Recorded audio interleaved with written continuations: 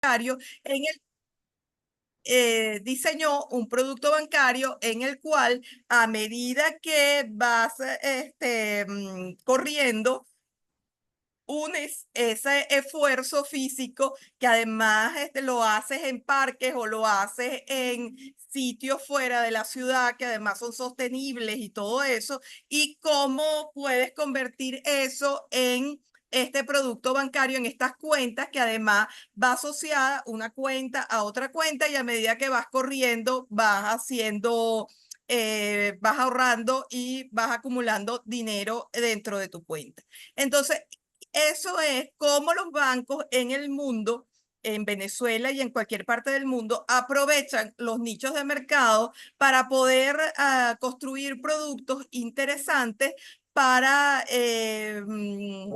corredores en este caso, pero también puede ser para ganaderos o puede ser para... Hola, por allí hay un micrófono. em, Déjame ver si puedo silenciar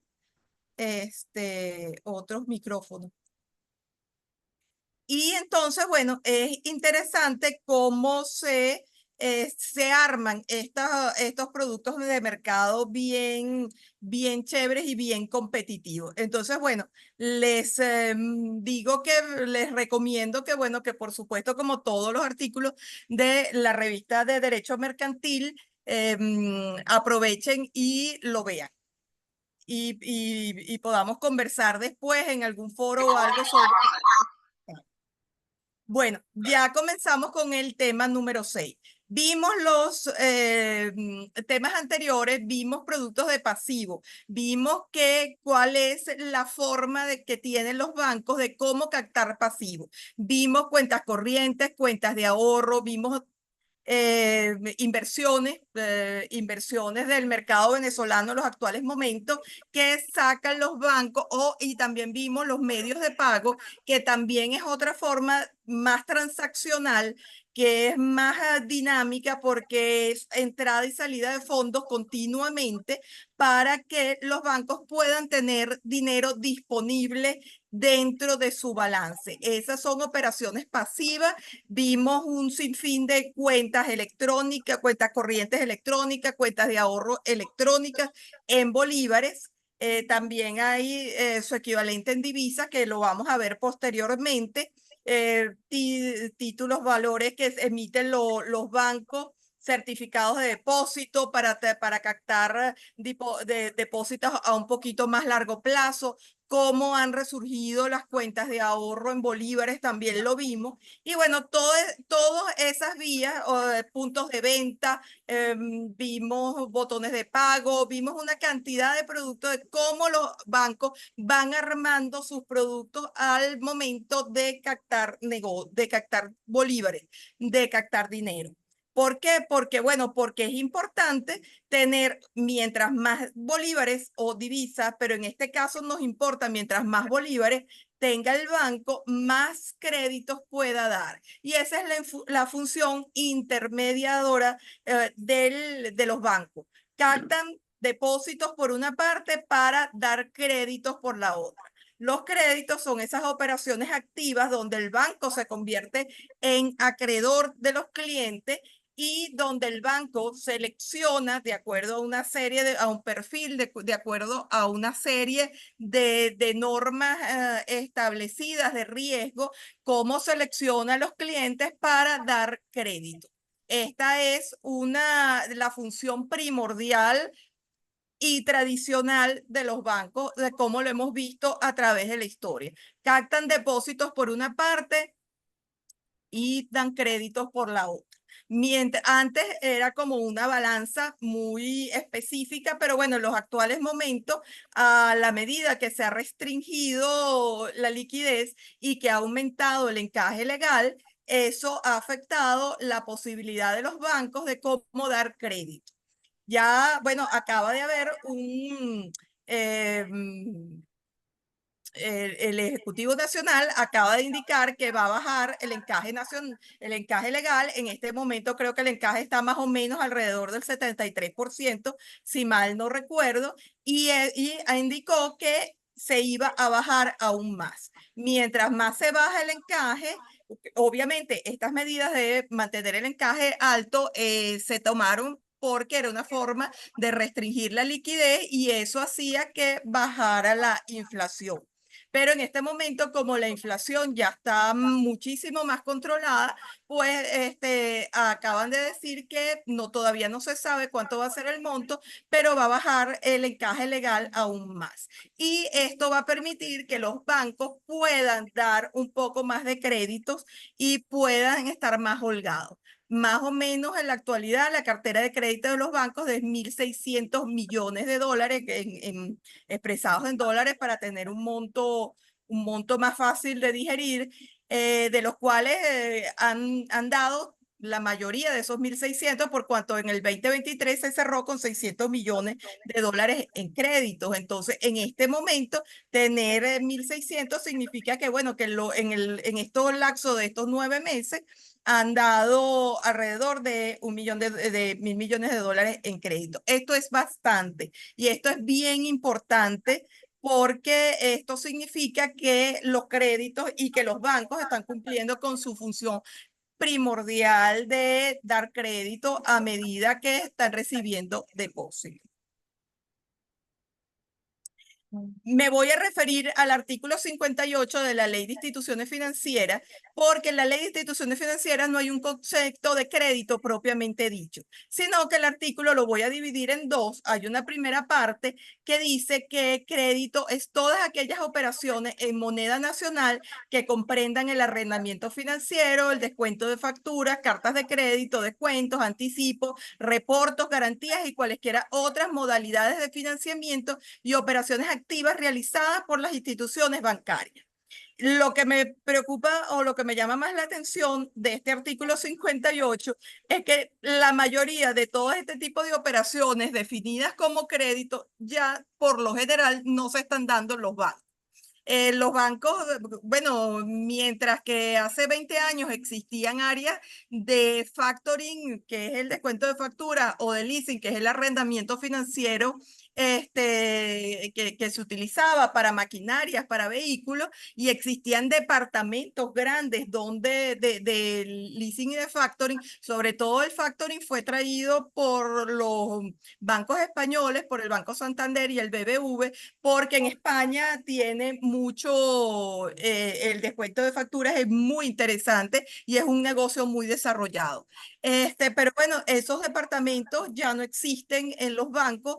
Yo no sé si se dará algún tipo de operación puntual de arrendamiento financiero de algún cliente que quiera adquirir algún tipo de maquinaria en específico, y es un cliente muy importante y a lo mejor bancos muy grandes dan arrendamiento financiero.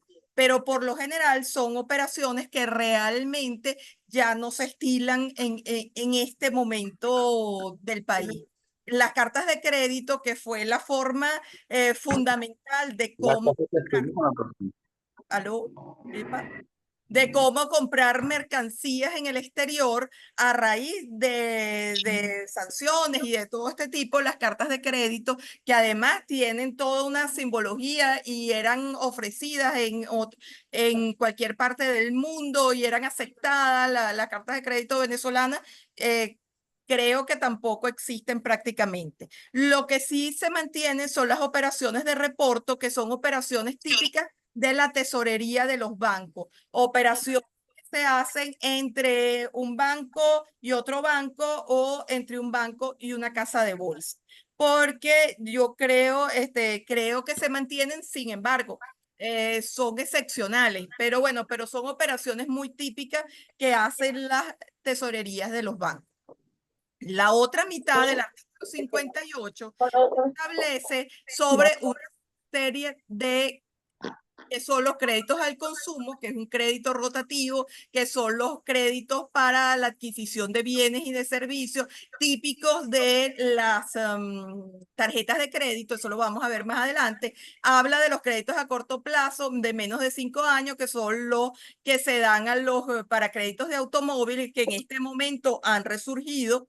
Y habla de créditos a mediano plazo hasta 10 años, que eran los que se usaban como crédito de remodelación de vivienda o crédito para construcción de galpones en la parte pública, en la parte de jurídica, pero esos tampoco existen en este momento, salvo que en algún banco quieran considerar algún tipo de operación puntual.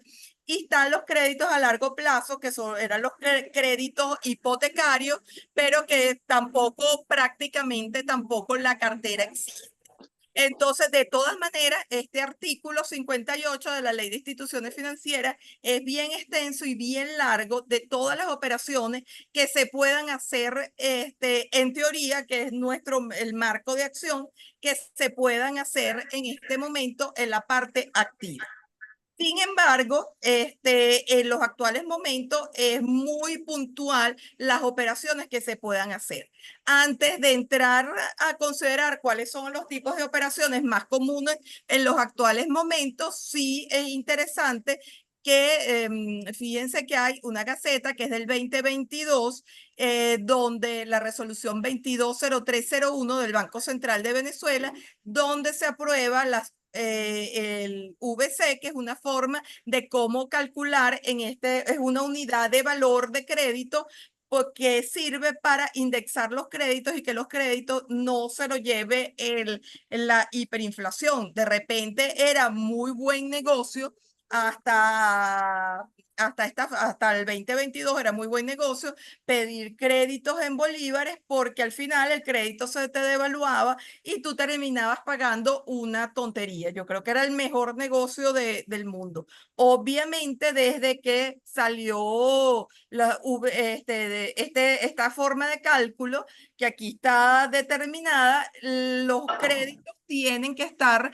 plenamente justificados para el que pide el crédito, para el cliente, porque sabes que en un momento determinado, si no haces buen uso del crédito realmente y terminas teniendo un problema de caja bastante fuerte porque no vas a poder pagar el crédito.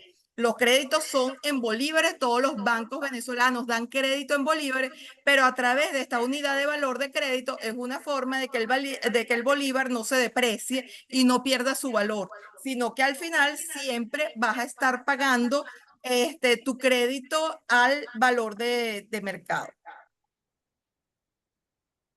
En esta lámina estoy resumiendo cuáles son las operaciones típicas que se hacen en este momento en los bancos venezolanos. Tienes los créditos comerciales, tienes líneas de crédito o tienes pagaré que son para operaciones puntuales. Las líneas de crédito que son para capital de trabajo, puedes solicitar su desembolso a través de pagaré o a través de préstamo. Esta es la forma en que por lo general se está manejando los créditos, son los más comunes. Puse 180 días para la línea de crédito, pero bueno, eso es conversable. Eso sí es verdad que es conversable entre los clientes y los bancos. ¿Cuál es el plazo del crédito que vas a dar? ¿Por qué? Porque allí puedes tener grandes operaciones de crédito y puedes tener operaciones medianas y operaciones más pequeñas. La idea de los bancos siempre va a ser tener operaciones muy grandes de crédito y darle crédito a sus empresas más grandes. Porque, bueno, obviamente sirve para tener una mejor forma de cómo atraer a los clientes. Por lo general, se le dice al cliente que debe tener su pasivo, lo debe tener. Es que por allí estoy oyendo ruido, no sé si es que es alguien que quiere participar, no sé, por favor, Chale, no sé, yo los tengo bloqueados aquí. ah, no sé, que ¿Qué? me, ¿Qué? Por favor, apaguen los micrófonos, que yo los... Yo lo bloqueé aquí, pero parece que esto no está funcionando. Bueno, continuamos. Cómo los bancos le dicen a los clientes cómo van a manejar los créditos. Por lo general, tienes que tener algún tipo de vinculación con el banco con cierto y determinado tiempo, pero también puede ser un mecanismo de cómo atraer clientes en un momento determinado, ofreciéndole un crédito bien importante sin que sea tu cliente. En ese que hemos venido conversando en otras oportunidades, aquí en esta clase que hemos venido conversando sobre cómo atraer clientes y de cómo traerte un cliente de un lado a otro, bueno, ofreciéndole a lo mejor un crédito con unas condiciones bien particulares es muy interesante. Obviamente tiene que ser una empresa grande, tiene que ser una empresa mediana, una pyme, una banca de empresas que sirva, que te vaya a dar volumen. Y parte también de la negociación no solamente es el crédito, sino cuál va a ser la fuente de repago de ese crédito. Entonces, por lo general, si es una empresa comercial, le vas a pedir que tenga sus puntos de venta aquí con tu banco. Y entonces le vas a decir, mira, como yo me tengo que garantizar que tú vas a pagar este crédito que yo te estoy dando de acuerdo a tu capacidad de pago y de acuerdo a tu análisis de crédito que te estoy haciendo, pues por favor me tienes que tener tus puntos de venta con mi banco para yo poderte dar el crédito. Yo me tengo, en este momento hay que garantizar cómo tengo yo los pasivos para poder, porque esa también es una forma del banco de poder seguir dando más crédito. También le puedo decir, porque a lo mejor no es un cliente comercial, sino que es un cliente que es una pyme, mira, dame tus proveedores, dame tus clientes, dame otras cuentas de cómo yo te voy a poder tener más pasivo, cómo va a ser tu transaccionalidad con terceros para que me lo hagas aquí en el banco para que yo pueda darte un crédito de mayor valor. Al final, yo creo que es un ganar-ganar tanto para el cliente como para la banca. Porque al final, las empresas en este momento necesitan o requieren líneas de crédito para poder funcionar, porque a lo mejor se demoran en pagar, tus clientes no te están pagando al día, se demoran en pagar 30 días, se demoran en pagar 45 días tu factura. Bueno, te estás financiando a lo mejor con un pagaré que son a que es algo muy puntual a corto plazo.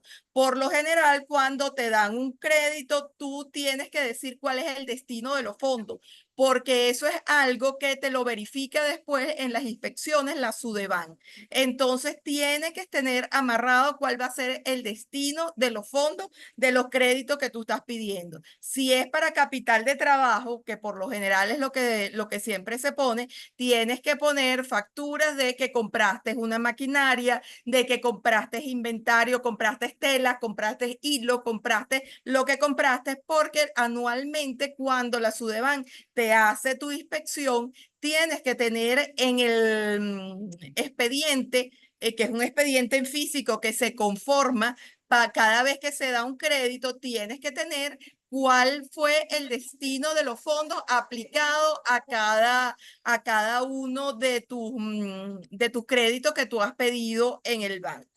Entonces, eso es muy importante. Garantizado confianza o aval de los accionistas es por lo general lo que se estila. También y a discreción del banco, hay veces que no se le pide garantía. Otras veces puedes pedir garantía en un CD en tu banco en el exterior, por ejemplo. Así sucesivamente. Eso forma parte de las negociaciones que tú haces con el cliente. De hecho, los contratos de crédito son contratos estandarizados que también están aprobados por la Sudeban, pero todo este tipo de condiciones sí es verdad que es uno a uno. Son condiciones que tú vas negociando con cada uno de tus clientes y que se van a ajustar tanto a las necesidades del cliente como a las necesidades también del banco de engrosar su cartera de crédito y su cartera de cliente. Entonces, esto sí es verdad que es una negociación, que tú te sientas con tu cliente a hablar de cuáles son las condiciones en las cuales se te va a dar tu crédito. A lo mejor plazo de gracia, eliminas la comisión flat o no la eliminas, puedes, los días, cuánto va a ser la línea, de cuánto tiempo es la que tú le vas a dar. Por lo general, ahora se hacen líneas de crédito a corto plazo porque por la inflación, pues, por lo general se han dado 90 días, 180 días. Bueno, a medida que ha ido bajando la inflación, se ha ido flexibilizando un poco los plazos para los créditos. Tenemos que hablar de la cartera única, porque esta es una cartera mandatoria que te exige el Ejecutivo Nacional, que tienes que colocar crédito en determinados rubros que son importantes para el desarrollo de la nación. Antes se llamaban las carteras dirigidas, y las carteras dirigidas tenían créditos del sector hipotecario, sector turismo, y con eso se desarrolló muchísimas posadas, hoteles, desarrollos turísticos a nivel nacional. Los bancos fueron muy abiertos a dar este tipo de crédito. Creo que en este momento el que más se está dando son los créditos agropecuarios. Creo que las demás áreas no se está utilizando, pero sí creo que se mantiene todavía los créditos agropecuarios. Entonces, bueno, estas son unas condiciones muy particulares, son revisadas y son prácticamente que mandatorias y obligatorias a todos los bancos. Los microcréditos, aquí son créditos muy particulares, pero que están destinados a unos clientes muy específicos, que son como que los más bajos de las empresas. No es para empresas pymes, no es para empresas que están, que están bien económicamente y que son grandes, sino que se da precisamente a empresas muy pequeñas, hasta 10 trabajadores. Tienes que tener ciertas determinadas características y cómo das los microcréditos. Y tienes bancos microfinancieros que en la actualidad van a crecer. Mi banco, estaban gente que son especialistas en dar este tipo de créditos dirigidos a, fíjate que puedes comprar activos fijos, puedes comprar vehículos también, puedes dar créditos a capital de trabajo. Las empresas no solamente que tienen que tener un tamaño en específico, sino que además tienen que producir. Por ejemplo, no pueden ser empresas de servicios, o sea, no pueden ser compañías de publicidad, por ejemplo, no pueden ser asesorías. Por lo general tienen que ser empresas manufactureras que desarrollen algún tipo de actividad, para que entonces sean catalogados como créditos microfinancieros y este tipo de bancos puedan dar, ¿cómo se llama? Puedan dar los créditos. Aquí les puse unas tasas más o menos entre 10 al 16%, tasa para tasa para emprendedores, tasa para microcréditos, 8 al 16%, tienen una tasa flat de 0,50, intereses de mora de 0,80. Bancrecer, por ejemplo, dio unos créditos muy interesantes. En algún momento, hace unos años, Bancrecer llegó a competir con créditos, ay Jesús, aquí tengo un mensaje tuyo, gracias. Debe ser que hay algún problema con los micrófonos. Y ahora yo me salí de aquí. Ya va. Ay, me salí.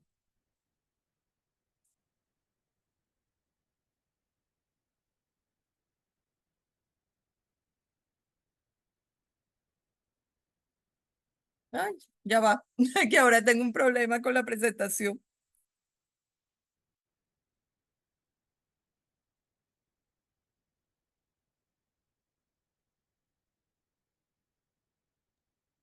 Ella, pero ya yo no estaba oyendo el eco.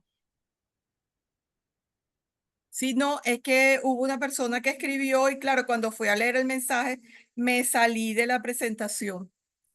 Ya va, voy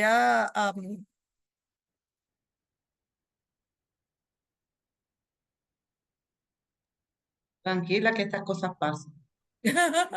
Sí, y entonces uno se pone nervioso y quiere.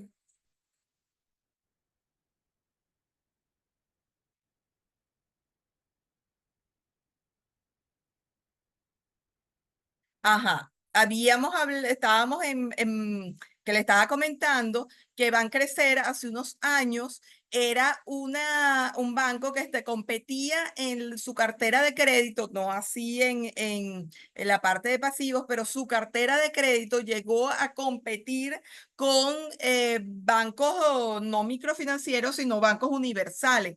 Y fue un boom y un fenómeno muy interesante liderado por Michel Buguiquian en ese momento donde dio microcréditos y a punta de microcréditos logró alcanzar unos niveles bien interesantes en las carteras de crédito y se medían crecer con bancos en el ranking financiero, con bancos medianos.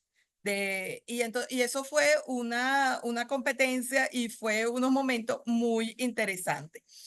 Los bancos microfinancieros el microcrédito que todavía subsiste viene a ser reemplazado de alguna forma, yo siento que viene a ser reemplazado de alguna forma por los créditos de emprendimiento o por los créditos para emprendedores.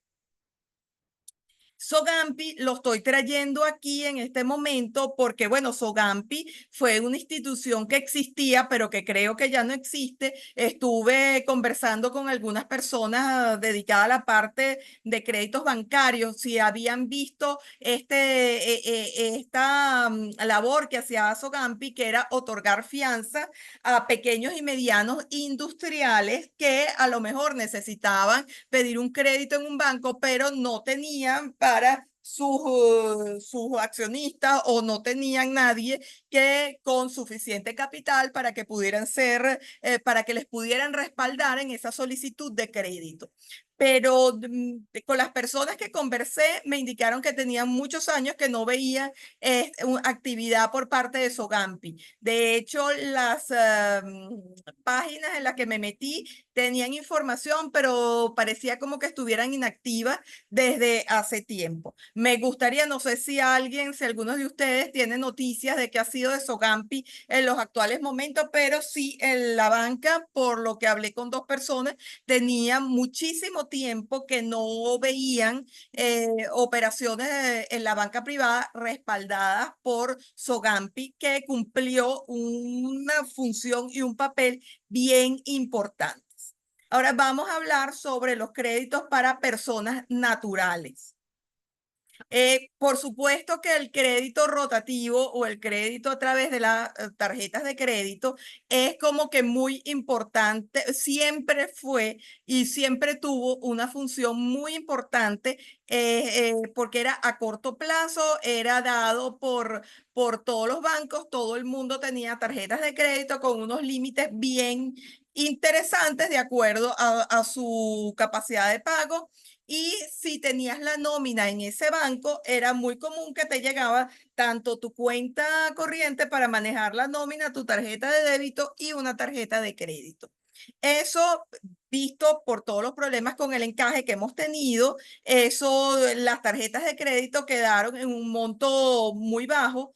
Prácticamente las personas dejaron de tener tarjetas de crédito y todas las cosas que es a libre destino, que eso es importante indicarlo, que no es como los demás créditos que tú tienes que justificar en qué estás dando el crédito, pero sí crédito rotativo a corto plazo o línea de crédito típica de las tarjetas de crédito dejó de usarse.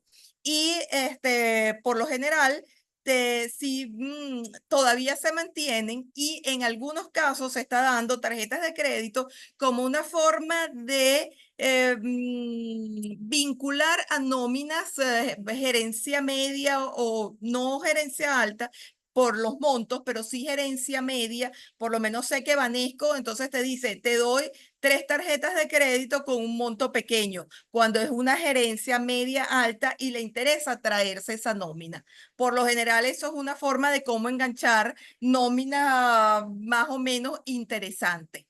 Fíjate que aquí les puse algunas normas que están, que rigen a las tarjetas de crédito, y dice que el emisor está obligado a elaborar un folleto explicativo, que ese es el folleto, que ese sí permanece todavía, que tienes que informar sobre el mecanismo para el cálculo de los intereses. Tienes lapsos de financiamiento y cantidades que se imputan a capital e intereses. Tienes la obligación de emitir estados de cuenta, y eso lo vas a ver en tu página de online, en tu página del banco online, que es donde te va a aparecer tus cuentas corrientes en bolívares, en divisa, y te va a aparecer tu tarjeta de crédito con el monto que tengas, que creo que en la actualidad es un monto que por lo general creo que son $100, si mal no recuerdo. Puedes hacer modificaciones al contrato de afiliación, pero tienes que notificarlo. Obviamente que esto es un contrato de adhesión. Premios y promociones deben ser previamente aprobados por la SUDEBAN. Igual pasa cualquier premio o cualquier promoción que haga en puntos de venta o con tarjetas o con líneas, ¿cómo se llama? Con cuentas corrientes. Todo tiene el tipo de, todo que sea promoción, tiene que estar previamente aprobado por la SUDEBAN. Los bancos no pueden debitar sin previa autorización del tarjetaviente ningún monto de las cuentas nóminas. Eso es cuando tienes una cuenta nómina vinculada a una tarjeta de crédito, que eso se llama plan listado. Plan listado es, y son muy complicados ahora de llevar, porque precisamente, ¿cómo haces tú? Tú le puedes dar tarjetas de crédito a los trabajadores de una empresa sin analizarle el historial crediticio, o de alguna forma, o si hace un breve estudio del historial crediticio someramente, pero no puedes después, si esta persona incumple con su pago mensualmente, después no puedes cobrarle a tu cuenta nómina, porque la cuenta nómina, tal cual como lo hemos visto, es una cuenta que no puedes cobrarte automáticamente de allí. El tarjetaviente tiene derecho de solicitar se corrija la información que aparezca en el SICRI. Eso que antes pasaba, porque al final te están vulnerando tus derechos, que tuviste una deuda en el 84 cuando te dieron tu primera tarjeta de crédito, y resulta que todavía al 2024 todavía te aparece en el SICRI esa información. Sí quise copiar aquí este artículo 12 y 13 porque me pareció bien interesante, porque además este tipo de casos no se encuentra tampoco, no lo ve frecuentemente, y dice que el emisor está obligado a informar al tarjetaviente el aviso de cualquier modificación al contrato de afiliación. En el mismo se debe indicar que el tarjetaviente puede rechazar la modificación del contrato dentro de los 30 días continuos. En caso de no aceptar